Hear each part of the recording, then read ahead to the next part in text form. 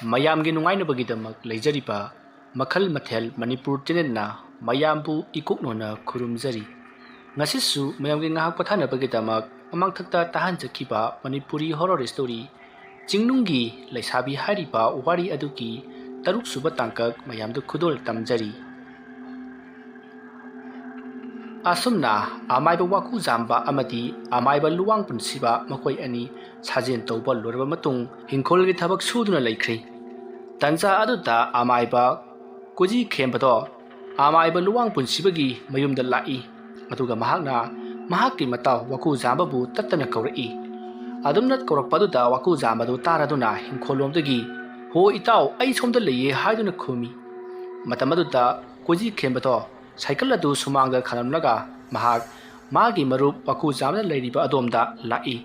ꯃꯇꯝ ꯑꯗꯨꯗ ꯂꯨꯋꯥꯡ ꯄꯨꯟꯁꯤꯕꯒ ꯃꯕꯥꯅꯤ ꯊꯕꯛ ꯁꯨꯗꯨꯅ ꯂꯩꯔꯝꯕ ꯑꯗꯨꯗ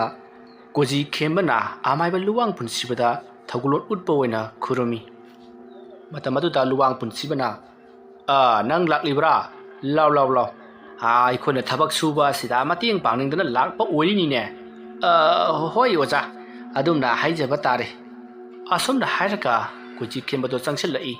ꯃꯇꯝ ꯑꯗꯨꯗ ꯋꯥꯀꯨꯖꯥꯝꯕꯅ ꯏꯇꯥꯎ ꯀꯃꯥꯏ ꯇꯧꯔꯤꯒꯦ ꯅꯪꯕꯣ ꯑꯩꯒꯤ ꯅꯨꯄꯤꯗꯨꯅ ꯀꯝꯗꯧꯔꯤꯕ ꯅꯈꯣꯏꯗꯒ ꯂꯥꯛꯄ꯭ꯔꯣ ꯍꯣꯏꯅꯦꯍꯦ ꯏꯇꯥꯎ ꯅꯪꯁꯦ ꯀꯩꯗꯧꯉꯩ ꯂꯥꯛꯀꯗꯕꯅꯣ ꯍꯥꯏꯗꯅ ꯅꯨꯡꯇꯤ ꯈꯨꯗꯤꯡꯒꯤ ꯂꯥꯛꯇꯨꯅ ꯍꯪꯕꯗꯨꯗꯅꯦ ꯈꯨꯝꯐꯝ ꯈꯪꯗ꯭ꯔꯤ ꯑꯗꯨꯗꯅꯦ ꯏꯇꯥꯎꯒꯤ ꯊꯕꯛꯇꯣ ꯃꯥꯏ ꯄꯥꯛꯂꯕ꯭ꯔꯥ ꯀꯔꯝ ꯇꯧꯔꯒꯦ ꯍꯥꯏꯕꯗꯣ ꯍꯪꯒꯦ ꯍꯥꯏꯗꯨꯅ ꯑꯩ ꯂꯥꯛꯂꯤꯕꯁꯤꯅꯤ ꯅꯣꯡꯇꯁꯨ ꯅꯪꯕꯨ ꯌꯨꯝꯗ ꯂꯥꯛꯎ ꯅꯪꯒꯤ ꯅꯨꯄꯤꯗꯣ ꯌꯥꯝ ꯅꯨꯡꯉꯥꯏꯇ꯭ꯔꯕꯅꯤꯅꯦ ꯃꯁꯥꯗꯨꯁꯨ ꯆꯥꯛ ꯏꯁꯤꯡꯀꯌꯥ ꯆꯥꯗ꯭ꯔ ꯃꯥꯜꯂꯦ ꯋꯥꯐꯝ ꯑꯗꯨ ꯇꯥꯕꯗ ꯋꯥꯀꯨꯖꯥꯝꯕ ꯃꯁꯥꯗꯣ ꯀꯌꯥ ꯅꯨꯡꯉꯥꯏꯖꯔꯝꯗꯦ ꯃꯁꯤꯗꯒꯤꯗꯤ ꯑꯃꯥꯏꯕ ꯀꯨꯖꯤ ꯈꯦꯝꯕꯗ ꯑꯣꯟꯁꯤꯟꯗꯨꯅ ꯏꯇꯥꯎ ꯑꯩꯁꯨ ꯁꯣꯝꯗ ꯊꯕꯛꯁꯦ ꯈꯔ ꯂꯨꯁꯤꯜꯂꯛꯄ ꯑꯗꯨꯅ ꯌꯨꯝꯗ ꯍꯟꯕ ꯌꯥꯗꯕꯗꯒꯤ ꯑꯗꯨꯃꯛ ꯂꯩꯔꯕꯅꯤ ꯏꯇꯥꯎꯅ ꯃꯐꯝ ꯑꯁꯤꯗ ꯑꯩ ꯂꯩ ꯍꯥꯏꯕꯁꯤ ꯇꯥꯛꯄꯤꯈꯤꯕ ꯅꯠꯇ꯭ꯔꯣ ꯍꯣꯏ ꯑꯩꯅꯕꯨꯗꯤ ꯍꯥꯏꯕꯅꯤ ꯑꯗꯨꯗ ꯃꯍꯥꯛꯅ ꯃꯍꯥꯛꯁꯨ ꯌꯥꯎꯅ ꯆꯠꯅꯤꯡꯉꯤ ꯑꯗꯨꯒ ꯏꯇꯥꯎꯒ ꯋꯥꯔꯤ ꯁꯥꯅꯤꯡꯉꯤ ꯍꯥꯏꯗꯅ ꯑꯗꯨ ꯍꯥꯏꯕꯅꯤ ꯑꯗꯨꯕꯨ ꯑꯩꯅ ꯂꯝꯗꯨ ꯌꯥꯝꯅ ꯂꯥꯞꯄꯤ ꯏꯕꯥꯅꯤ ꯆꯠꯄ ꯌꯥꯔꯣꯏ ꯍꯥꯏꯗꯅ ꯊꯦꯝꯂꯒ ꯊꯅꯝꯂꯤꯕꯅꯤ ꯁꯥꯟꯅꯔꯤꯕ ꯋꯥꯐꯝ ꯑꯗꯨꯗ ꯂꯨꯋꯥꯡ ꯄꯨꯟꯁꯤꯕꯅ ꯑꯗꯣ ꯏꯕꯨꯡꯉꯣ ꯋꯥꯀꯨꯖꯥꯝꯕ ꯅꯪꯕꯨ ꯅꯪꯒꯤ ꯌꯨꯝꯗ ꯉꯁꯤ ꯑꯁꯤꯃ ꯂꯩꯔꯣꯒꯦ ꯍꯥꯏꯕ꯭ꯔꯣ ꯑꯣꯖꯥ ꯑꯩ ꯂꯩꯔꯣꯏꯗ ꯑꯣꯖꯥꯒꯤ ꯅꯥꯛꯁꯤꯗ ꯂꯩꯕꯁꯤꯅ ꯍꯦꯟꯅ ꯃꯍꯩꯁꯦ ꯃꯄꯨꯡ ꯐꯥꯅ ꯇꯝꯕ ꯉꯝꯒꯗꯕ ꯃꯥꯜꯂꯤ ꯑꯩꯅ ꯌꯨꯝꯗ ꯆꯠꯈ꯭ꯔꯕꯗꯤ ꯑꯩ ꯊꯕꯛ ꯑꯁꯤ ꯇꯧꯕ ꯉꯝꯒꯗꯕ ꯃꯥꯟꯗꯦ ꯍꯣꯏꯅꯦ ꯑꯗꯨꯕꯨꯗꯤ ꯆꯨꯝꯃꯤꯅꯦ ꯅꯪꯅ ꯇꯧꯒꯗꯧꯔꯤꯕ ꯊꯕꯛ ꯑꯗꯨꯗꯤ ꯌꯥꯝꯗ꯭ꯔꯕꯗ ꯆꯍꯤꯃꯨꯛꯇꯤ ꯆꯪꯅꯕꯕꯨ ꯌꯥꯔꯤ ꯄꯣꯠꯅꯤꯗ ꯑꯣꯖꯥ ꯃꯗꯨꯒꯤ ꯃꯇꯝꯗꯨ ꯑꯩ ꯆꯪꯗꯅꯕ ꯍꯣꯠꯅꯖꯒꯦ ꯐꯩ ꯑꯁꯨꯝꯅ ꯋꯥꯀꯨꯖꯥꯝꯕ ꯑꯃꯗꯤ ꯂꯨꯋꯥꯡ ꯄꯨꯟꯁꯤꯕ ꯃꯕꯥꯅꯤꯅ ꯁꯥꯟꯅꯔꯤꯕ ꯋꯥꯔꯤ ꯑꯗꯨꯗ ꯀꯨꯖꯤ ꯈꯦꯝꯕꯅ ꯏꯇꯥꯎ ꯅꯪꯕꯨ ꯂꯩꯁꯤꯕꯤꯗꯨꯕꯨ ꯊꯦꯡꯅꯔꯕ꯭ꯔꯣ ꯍꯣꯏ ꯏꯇꯥꯎ ꯑꯩ ꯂꯩꯁꯥꯕꯤꯗꯨ ꯊꯦꯡꯅꯔꯦ ꯑꯗꯨꯒ ꯂꯥꯏꯔꯤꯛ ꯑꯗꯨꯒꯤ ꯃꯇꯥꯡꯗꯁꯨ ꯑꯩ ꯐꯖꯅ ꯈꯪꯂꯦ ꯑꯗꯨꯗꯤ ꯂꯥꯏꯔꯤꯛꯇꯨ ꯑꯩꯈꯣꯏꯁꯨ ꯄꯥꯒꯦꯗꯅ ꯏꯇꯥꯎ ꯂꯥꯏꯔꯤꯛꯇꯨ ꯇꯥꯏꯕꯪꯄꯥꯟꯗ ꯄꯨꯊꯣꯛꯄ ꯌꯥꯗꯦ ꯃꯪꯂꯩꯕꯥꯛꯇ ꯆꯠꯂꯒ ꯄꯥꯒꯗꯕꯅꯤ ꯑꯗꯨꯅ ꯑꯩ ꯅꯨꯡꯇꯤꯒꯤ ꯇꯨꯝꯕ ꯃꯊꯧ ꯇꯥꯏ ꯏꯇꯥꯎ ꯑꯗꯨꯒ ꯃꯪꯂꯩꯕꯥꯛꯇ ꯆꯠꯀꯗꯧꯔꯤꯕꯅꯤ ꯏꯇꯥꯎ ꯃꯪꯂꯩꯕꯥꯛꯇ ꯆꯠꯄꯗꯨ ꯑꯩꯁꯨ ꯌꯥꯎꯒꯦ ꯑꯗꯨꯒ ꯂꯥꯏꯔꯤꯛ ꯑꯗꯣ ꯑꯩꯁꯨ ꯌꯥꯎꯅ ꯄꯥꯅꯤꯡꯉꯤꯅꯤ ꯏꯇꯥꯎ ꯀꯨꯖꯤ ꯈꯦꯝꯕ ꯌꯥꯕꯕꯨꯗꯤ ꯌꯥꯏ ꯑꯗꯨꯗ ꯏꯇꯥꯎꯗꯤ ꯃꯐꯝ ꯑꯗꯨꯗ ꯆꯪꯕꯗ ꯑꯩꯒ ꯂꯣꯏꯅꯅ ꯆꯪꯕ ꯌꯥꯔꯣꯏ ꯑꯩꯗꯤ ꯍꯦꯛ ꯇꯨꯝꯊꯕꯒ ꯁꯨꯔꯨꯡ ꯑꯃꯗꯅꯤ ꯐꯥꯎꯒꯠꯂꯛꯀꯗꯧꯔꯤꯕꯁꯦ ꯑꯗꯨꯒ ꯏꯇꯥꯎꯗꯤ ꯁꯨꯔꯨꯡ ꯑꯗꯨꯒꯤ ꯂꯝꯕꯤ ꯑꯗꯨ ꯌꯧꯅꯅꯕ ꯂꯥꯛꯄ ꯃꯇꯝꯗ ꯑꯋꯥꯕ ꯀꯌా ꯑꯃ ꯊꯦꯡꯅꯒꯗꯧꯔꯤꯕꯅꯤ ꯋꯥꯍꯪꯁꯨ ꯀꯌా ꯑꯃ ꯍꯪꯂꯛꯀꯗꯧꯔꯤꯕꯅꯤ ꯍꯦꯛ ꯁꯣꯏꯕꯗ ꯏꯇꯥꯎ ꯑꯗꯨꯝ ꯖꯦꯜ ꯖꯧꯔꯦ ꯋꯥꯐꯝ ꯑꯗꯨ ꯇꯥꯕꯗ ꯀꯨꯖꯤ ꯈꯦꯝꯕꯅ ꯏꯇꯥꯎ ꯑꯗꯨ ꯑꯣꯏꯔꯒꯅ ꯅꯍꯥꯛꯅ ꯃꯪꯂꯩꯕꯥꯛꯇ ꯇꯝꯂꯛꯄ ꯂꯩꯋꯥ ꯃꯟꯇ꯭ꯔꯁꯤꯡ ꯑꯗꯣ ꯇꯥꯏꯕꯪꯄꯥꯟ ꯑꯁꯤꯗ ꯂꯥꯛꯂꯒ ꯆꯦ ꯑꯃꯗ ꯐꯖꯅ ꯏꯁꯜꯂꯨ ꯑꯗꯨꯒ ꯂꯥꯏꯔꯤꯛ ꯑꯣꯏꯅ ꯏꯊꯣꯛꯂꯒ ꯊꯝꯃꯨ ꯑꯩꯈꯣꯏꯁꯨ ꯌꯥꯎꯅ ꯄꯥꯅꯅꯕ ꯍꯣꯏ ꯏꯇꯥꯎ ꯑꯗꯨꯝꯅ ꯇꯧꯔꯁꯤ ꯑꯁꯨꯝꯅ ꯋꯥꯔꯤ ꯋꯥꯇꯥꯏ ꯁꯥꯟꯅꯔꯕ ꯃꯇꯨꯡ ꯑꯃꯥꯏꯕ ꯂꯨꯋꯥꯡ ꯄꯨꯟꯁꯤꯕꯅ ꯐꯔꯦ ꯅꯃꯥꯟꯅꯕꯁꯨ ꯂꯥꯛꯂꯕꯅꯤꯅ ꯊꯕꯛꯁꯤ ꯂꯣꯏꯁꯤꯜꯂꯁꯤ ꯑꯗꯨꯒ ꯉꯁꯤꯗꯤ ꯏꯟꯖꯥꯡ ꯑꯍꯥꯎꯕ ꯑꯃ ꯆꯥꯔꯁꯤ ꯑꯁꯨꯝꯅ ꯍꯥꯏꯅꯔꯗꯨꯅ ꯋꯥꯀꯨꯖꯥꯝꯕ ꯀꯣꯏꯖꯤ ꯈꯦꯝꯕ ꯑꯃꯗꯤ ꯑꯃꯥꯏꯕ ꯂꯨꯋꯥꯡ ꯄꯨꯟꯁꯤꯕ ꯃꯈꯣꯏ ꯑꯍꯨꯝ ꯆꯥꯛꯁꯪꯗ ꯆꯪꯁꯤꯟꯗꯨꯅ ꯀꯔꯤꯅꯣ ꯈꯔ ꯊꯣꯡ ꯊꯥꯛꯇꯨꯅ ꯆꯥꯃꯤꯟꯅꯅꯕꯒꯤꯗꯃꯛ ꯍꯣꯠꯅꯔꯤ ꯑꯁꯨꯝꯅ ꯇꯧꯗꯨꯅ ꯋꯥꯔꯤ ꯋꯥꯇꯥꯏ ꯈꯔ ꯁꯥꯟꯅꯔꯕ ꯃꯇꯨꯡ ꯀꯣꯖꯤ ꯈꯦꯝꯕꯁꯨ ꯃꯌꯨꯝꯂꯣꯝꯗ ꯍꯟꯅꯅꯕꯒꯤꯗꯃꯛ ꯆꯠꯈ꯭ꯔꯤ ꯑꯁꯨꯝꯅ ꯀꯣꯖꯤ ꯈꯦꯝꯕ ꯆꯠꯈ꯭ꯔꯕ ꯃꯇꯨꯡ ꯑꯃꯥꯏꯕ ꯂꯨꯋꯥꯡ ꯄꯨꯟꯁꯤꯕ ꯑꯃꯗꯤ ꯋꯥꯀꯨꯖꯥꯝꯕ ꯃꯈꯣꯏ ꯑꯅꯤꯅ ꯀꯣꯖꯤ ꯈꯦꯝꯕꯁꯤ ꯃꯕꯨꯛ ꯆꯦꯟꯗꯤ ꯁꯦꯡꯉꯤꯅꯦꯍꯦ ꯋꯥꯀꯨꯖꯥꯝꯕ Nangi marupsi nang mirai ganuko nang kamdauri haiduna yengba laklibase asisu chawkhraba thamoy amani ko hoi oza aigi marup koji khenbase mabuk mapau yauna phabani aigi imung adu su mahana sinabi bugum tawribasini hoi adubu nangi thabak asi loju phawbudi na khanga dabani ko hoi oza ai khangjagi asomna makhoi ani wari sanaraduna हिंखोल की थबक खरा सुरसी मतम सु ngली हाइदुन मखोय हिंखोल लोमदा चखि सोमदना कोची खेमबतो आमाइबा वाकु जामबगी जुम लोमदा cycle लतो थौजलई मतम अदुता वाकु जामबगी नुपी मेमथोय तो हिंखोलदा हंगाम हेक्तुन Laramie मतम अदुता कोची खेमना ओ इबेमा लो पाउ नुंगाइबा म पोरकली अदुमना हाइबदुता मेमथोय परप लाकली मतम अदुता मेमथोयना hangam polang ato sega da chapladuna jangakli aduga mafam adwaida hangam adu thamlaga tada kari pau porakpage tadagi marup tubu kamai lehogi ibema ma adu kachu thudokpa tahokti nongmani ni leraga sodana laklagani haidana hairakpani kachu nungsa thirunu to ibema itau to kachu tahokti ibema na somda zara ke hena leiri ma di ada yama nungai lehori Kuiraroi laklagani mahaki haigedaba mahiyado tambal loisilakle yadana haihoribani ne adugane mana sunangbu yamna solobani ko nakhoibu mana miraiba karimata leite khangre tada tawrisi mana ne adumane hek chakhibagane isase mathi phawba leitadrabani hoi kaisu khaluranu afare paudu tamge haidana ai changla ambani ai amuk chalage ko ado tada kari dong ngai noma aibu magi panakta amukati pubiu kaidorage madugi sumatam lakhani ko ngai bada kalu pare ai amuk chalage ko asam na haram laga koji khempa mahaksu magi mayum lomda amu hankhri asam na tawduna matam madu hawkhri numit adugi numitangni amai ba waku jamba amati luwang punsiba makhoi ani changan charaduna waku jamba to tumanna bagi damakta sem sari Matamaduta amai baluang pun sibana ibungo nangi marup koji khembana hairam bagum nahakna mangi taibang aduta haikhiba mahai punamak nahakna taibang panna sita ithokadabani madugi leiwa do ai amati leiriba nangi marup singa sita tambigadabani ko hoi oza ai loina ma khangjare asam na hairo matung amai ba waku jamba do mamit wisenduna tumkhri mahaki manakta amaiba luwang punsibana mahakpu senari asumna hek mahakna tumthabaga mahak ngarangi surung aduta larik phakpaki jaga aduta mahak phawgalakli masidagidi mahakna larik ado phaktu i larik adu hek phaktokpaga leiramliba lairon mayam tu ubada mahakti harawbna loiri aduga lairon sing aduna sijinnakadaba matam amati lairon sing aduna sijinaba matamda makhoida phanglakadaba ahenba thauna linjan amati tawbangamba do waku jambara khanglakpa matamda mahak hena harawa nungaiba haibado oiri matamadda mahaki akoibada laimu mayam amana mahakpu koisinduna larik ado padana bagida makta tauri adubu waku jambana karigumbi amata thausadana larik aduda munna yengduna mahak larik ado atumak pari larik sing adugi mayek sing ado mangan naina langi aduga larik adugi chamai adu su punglang lang maramaduna larik adugi mangalna amai ba waku jambagi mamai adusu nganthokli aduga mahana phamliba jaga adusu khara makhai nganthoi tawutabu mahaki akoiba adudati mamit ngangsang nganglaba tinmu laimu mayam aduna waisanduna leiri maramaduna mahakna akoiba aduda leiriba musin muraba amama marak aduta leiriba tinmu laimu sing aduta yengba kiraduna mahak larik aduta adumak jengduna larik ado pari asomna mahakna larik singdo mathang paba haurakpada semai ahum maridagi hena mahakna paba nangdringai somdana amaiba luwang punsibana mahakpu kauthorakli adumna kauthorakpadagidi mahak mikap thorakli matamaduta luwang punsibana ai nangbu aina kauba khudingi asomna he leithokliba karigino aina he kauba nahak lakpa yadabro oja karino ne semai amani hangkatpada ngari heda kauthorakliba sibo o asuk kuiba matam ngasai nungdang wairam pung nipan mok tarakpa adwaidagi tumkhibaduna hojik nongalamdai pung mari khara helaklabasi phawbada pabada semai ohum mari khaktamak pabro nangbo oza karino ne oza na haibiribudubo aidi tumtha khibaga mafam adu phagli larik adu paba hek horokpaga hawdoraklibani ikui kuiba matam sunatana ai haige muna taw nahana chatliba mangi taibang aduga aikoigi hojik lairiba taibang asigati yamna khenei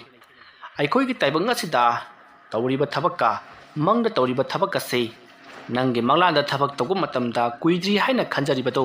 somda taibang pandati yamna kui khrabaniko maram adunani aikoina tummaga mang amani mang bahek loirakpada nonganduna leiramlibase masi khanga nahanga lairikato yamna thuna parana pa hona gadabani phare nangna sibha purakhiba mayek singado se aina hana sem saduna thamlaba sigi lairik asida isellu asomna hairakpadagi waku jambara hoi haiduna lairikado mahana iselli asomna tawduna waku jamba manglai-bakta amuk chattuna lairik singado amuk paruba aduga tholoklaga hauji amuk luwang punsibina piba lairik aduda amuk isanba tawduna yamna wana lairik singado iri pari adumna torokpana haujikti tha taruk tret haujankhri matamadu waku jamba masam sangle makoi kakani khangkhidri hek jengbada mahakse waku jamba ne haiba masak khangkhidrabani somda lairik ado asum irakpana semai amarni damak ngaiselakli asomna tawduna yamna wana hodarabagi tungda lairik singado iba pungloi loiri numito lairik adu iba loiraba matung haujik amaiba waku jamba do mikap tholokpa matamni adubu amaiba waku jambara mikap tholokpadadi mahaki oza amaiba luwang punsibado mage manakta leiramdi matamaduda amaiba waku jambana khalli karinone lairik adu iba loikrabani aduga lairik adu paba loirabanina aisu taibang panda hankrage haiduna jingnunggi leisibida waram punamak sinaramlaba matung taibang panna sida tholakpari aduga ina tholakpadana aigi oza leiramdribasina kadai khrabajano matam sina nongan taba kayang walibajano asomna mahakna koilei leitong jenakpadati nongam phom tawduna leiramli masidagiti amaiba waku jambana mahaki oza luwang punsibabu tattana kaurei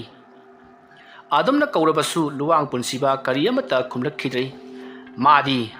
amaiba waku jambana ibal loiraba lairik ado pairaduna waku jambabu sumbiramlaba matungda mahakti yum ado thadoklamlaga mahak lotkhrabani matamaduda waku jambana khanglakli lairik ado loksilaba matung mahaki oza luwang punsiba lotkhre haibase mahakna matam kuina changna yamna wana thawai khubak ta hapna honaraga phanglakhiba lairik adubu amaiba luwang punsibana lauraga lotkhiba asidi mahak jamna nungaijaramdi masidagidi mahakna amaiba luwang punsibabu phangnunabagidamak thidaba yadi haiduna mahak wakhal chapjungna khankhri masidagidi mahakna luwang punsibagi yum aduda leiriba pochai punamak chakhai thughaiba amadi lairik ado kayade lolamba jano haiduna thiba hawri adumna thirabasu phangba kaupa laikhidrei somdana luwang punsibado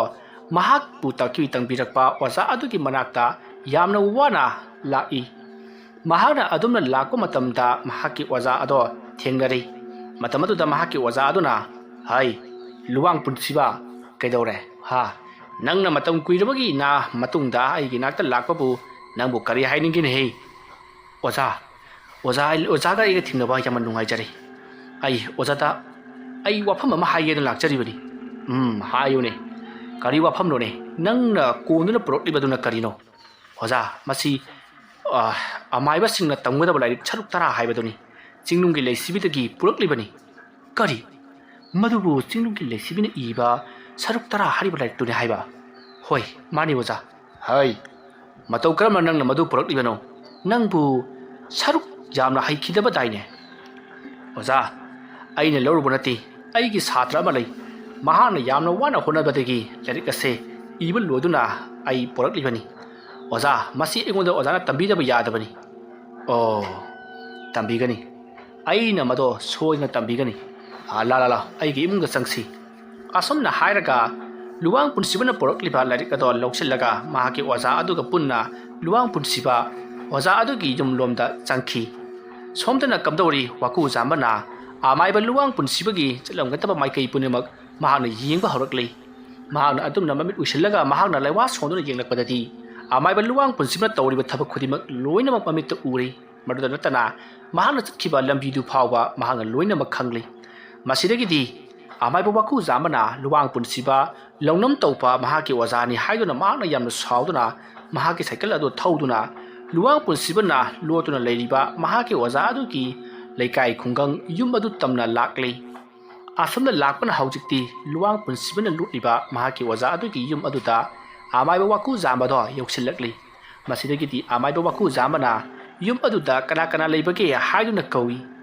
khonjal adu tabada luwang punsibana khangi mafam masida waku zamba lakle haibase matam aduda mahak thoina ngakti maramti saruk tara hariba lairik asi mahakna parba matungda simpha purakpa pot ado taibang panda lairik te ithok maram aduna lairik asigi waram kharadi mahakna sodana khanglamgani adugi sumathakta mahak ase saruk nipan hairaba amai bani maram aduna kanana kari tauri kanana kari khalli haibase loinamak ilai laina khangbang gamlaba aduguma bisak amani haibase mahakna ilai laina khangi maram aduna mahakna lulubata kanaba leiroi haiduna mapana thorokle aduga ibungo waku zamba nang lakledana la kakalo oza na aibu namthak tawraga karigidam ka larik atu puraga chatpiribano aduk pukchen kani haibidudi nang sati khangjade do nang bune sawunu nei aina mafam masida laklibase athai ki amata nati yengo thulakliba nupa se aigi ozani nangi su ozani oza asida larik adu pisillaba matung larik ase matau karamna sizin nagadabano haibado hange haiduna ai laklibani oza karigidamakta ozana chin thibiribano larik adu aina ikhibani ai hana mikap throklaba tungda aiga punna chatpa yaina ihe nanga punna chatrabasu ai thomta chatle ai thomta chatlaga larik adu karamna sizin nagadabano haibado hanglaba matungda ai yum adu da amu halake nahana hawgatringaida ai hana yawrakani khanduna chatlubani adubu nangna agulakpana hale masibu kari kaibage nangna duk sauribadubo phare oza larik to engonda sinabiro larik ado matau karamna sizin nagadabano haiba ai loina makhangi aduga jingnungi leisibinasu waram punamak engonda loina mak talaklabani maram aduna larik to engonda sinabiro ngaiko waku zamba nang yamna sagat mankhri aina haribase munna mutataw larik ase nangi nanaka tham matamda nangonda khudong thiba kaya nangadawribani maram aduna nahana senabada yamna wagani ko aduna aigi ozasigi manakta adum lejasanu kedorage aikoina darkar lerakpa matamda larik adu paraga loredana oza aingonda budi haibiri larik adu paba matamda aigi naka thamba matamda aingonda khudong thiba mayama ma thokani haidana adubu wazagina waza oiriba aigidi waza odriba magi manaka thamba matamdadi kana gumbi amatana kaimna torloidabro ibungo hoi nangna haridudu sumbudi chumi adubu larik ase aigi asida asumak leijarasanu ko nangna su wana tawrakle nangdi larik asi nangna porakpanina nangna ilai laina amu iba ngamgani aduna larik ase masiga chap manapa ama iro aduga adumak thamu kedoroge nangbo larik asidi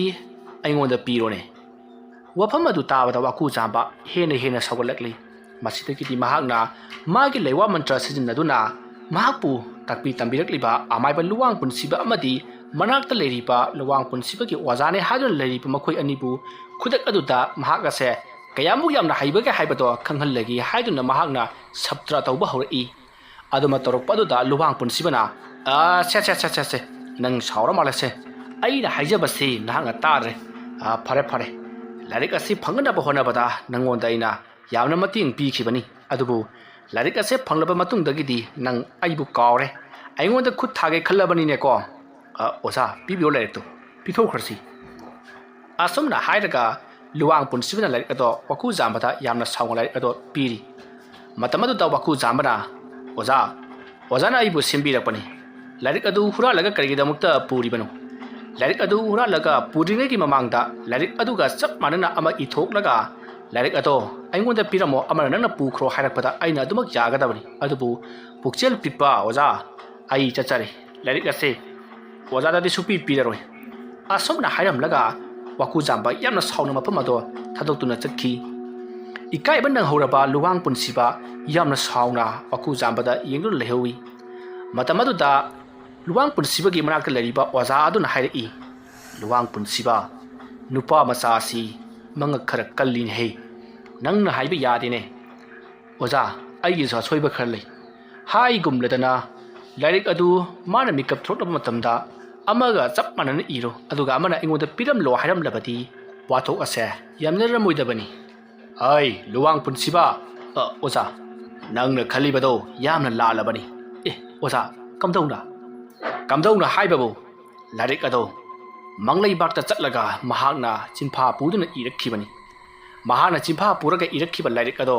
ꯏꯕꯗ ꯃꯌꯦꯛ ꯊꯣꯛꯄꯒꯤ ꯋꯥꯅꯤ ꯑꯗꯨꯒ ꯂꯥꯏꯔꯤꯛ ꯑꯗꯨ ꯅꯠꯇꯕ ꯑꯇꯣꯞꯄ ꯑꯃꯗ ꯑꯃꯨꯛ ꯃꯗꯣ ꯁꯤꯟꯗꯣꯛꯄ ꯃꯇꯝꯗꯗꯤ ꯃꯌꯦꯛ ꯊꯣꯛꯂꯔꯣꯏ ꯑꯗꯨꯒ ꯃꯍꯥꯛꯅ ꯏꯔꯝꯂꯕꯁꯨ ꯃꯌꯦꯛ ꯑꯗꯣ ꯀꯅꯥꯃꯠꯇꯅ ꯄꯥꯕ ꯍꯩꯔꯔꯣꯏ ꯃꯁꯥ ꯃꯇꯣꯝꯇ ꯃꯊꯣꯡ ꯃꯔꯝ ꯈꯪꯗꯅ ꯑꯣꯟꯈꯤꯒꯗꯧꯔꯤꯕꯅꯤ ꯁꯦꯔꯥꯟ ꯇꯨꯔꯥꯟ ꯑꯣꯟꯒꯗꯧꯔꯤꯕꯅꯤ ꯃꯔꯝ ꯑꯗꯨꯅꯅꯤ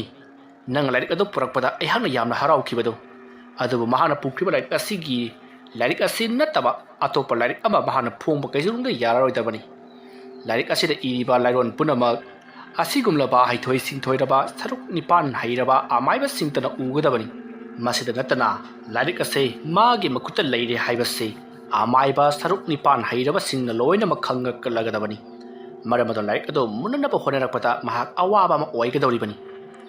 ꯑꯗꯨꯅ ꯑꯩꯈꯣꯏ ꯑꯅꯤꯁꯨ ꯂꯥꯏꯔꯤꯛ ꯑꯗꯨ ꯃꯨꯟꯅꯅꯕꯒꯤꯗꯃꯛ ꯂꯥꯂꯣꯡ ꯀꯌꯥ ꯁꯤꯟꯗꯕ ꯌꯥꯔꯣꯏ ꯐꯔꯦ ꯑꯩꯒꯤ ꯏꯃꯨꯡꯗ ꯆꯪꯉꯛꯂꯣ ꯑꯗꯨꯒ ꯅꯉꯣꯟꯗ ꯂꯥꯂꯣꯡꯁꯤꯡꯗꯣ ꯍꯥꯏꯔꯒꯦ ꯂꯥꯏꯔꯤꯛ ꯑꯗꯣ ꯏꯕꯥꯅꯤꯒꯤ ꯑꯣꯏꯗꯕ ꯌꯥꯗꯕꯅꯤ ꯂꯥꯛꯑꯣ ꯑꯁꯨꯝꯅ ꯍꯥꯏꯔꯒ ꯂꯨꯋꯥꯡ ꯄꯨꯟꯁꯤꯕ ꯑꯃꯗꯤ ꯃꯍꯥꯛꯀꯤ ꯑꯣꯖꯥ ꯑꯗꯨꯒ ꯄꯨꯟꯅ ꯏꯃꯨꯡꯂꯣꯝꯗ ꯆꯪꯈꯤ ꯁꯣꯝꯗꯅ ꯑꯃꯥꯏꯕ ꯋꯥꯀꯨꯖꯥꯝꯕ ꯉꯁꯤꯗꯤ ꯋꯥꯈꯜ ꯌꯥꯝꯅ ꯅꯨꯡꯉꯥꯏꯅ ꯂꯥꯏꯔꯤꯛ ꯑꯗꯨ ꯄꯨꯔꯗꯨꯅ ꯃꯍꯥꯛꯀꯤ ꯌꯨꯝꯂꯣꯝꯗ ꯂꯥꯛꯈꯤ ꯋꯥꯔꯤ ꯑꯁꯤꯒꯤ 6ꯁꯨꯕ ꯇꯥꯡꯀꯛ ꯃꯇꯥꯡ ꯑꯁꯤꯗ ꯂꯣꯏꯁꯤꯟꯖꯔꯤ ꯃꯊꯪꯒꯤ ꯇꯥꯡꯀꯛꯁꯤꯡꯗ ꯀꯔꯤ ꯀꯝꯗꯧꯔꯛꯄꯒꯦ ꯍꯥꯏꯕꯗꯨ ꯃꯌꯥꯝ ꯄꯨꯟꯅ ꯑꯃꯨꯛ ꯉꯥꯏꯃꯤꯟꯅꯔꯁꯤ ꯃꯌꯥꯝꯕꯨ ꯑꯔꯣꯏꯕꯗ ꯑꯃꯨꯛꯀ ꯍꯟꯅ ꯈꯨꯔꯨꯝꯖꯔꯤ